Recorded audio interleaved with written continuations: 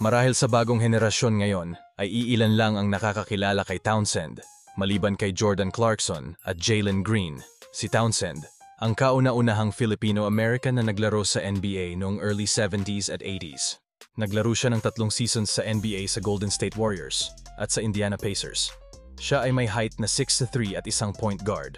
Pero nasaan na nga ba ngayon si Townsend? Kaya sa video natin ngayon, pag-usapan natin ang unang Philam na nakapaglaro sa NBA, si Raymond Townsend.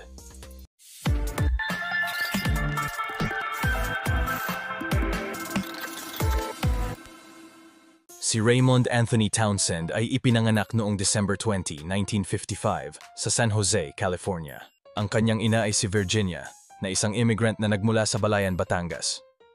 Nag-aral siya ng high school sa Camden High School at Archbishop Mitty High School, kung saan ay dito siya unang naglaro ng basketball. Bilang isang senior, nag-average siya ng 28 points a game para sa Camden High Cougars. Ito ay bago ang 3-point shot line na regulate. Matapos niyang mag-high school, naglaro siya ng basketball sa college sa UCLA.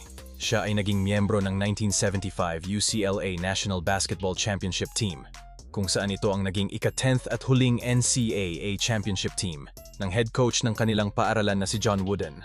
Nakakuha rin si Townsend ng First Team All-Pac-8 honors bilang senior noong 1978. Pagkatapos ng 4 na taon niya sa college, sumali siya sa 1978 NBA Draft, kung saan ay pinili siya ng Golden State Warriors bilang ika-22nd overall pick. Tinapos niya ang kanyang NBA career noong 1982 bilang miyembro ng Indiana Pacers. Naglaro din siya sa LBA ng Italy sa Banco Roma noong 1984-1985 season. Sa Roma, nanalo siya sa 1984 edition ng FIBA Intercontinental Cup. Pagkatapos ng kanyang basketball playing career, nagtrabaho si Townsend bilang Youth Sports Development Coordinator sa San Jose, California.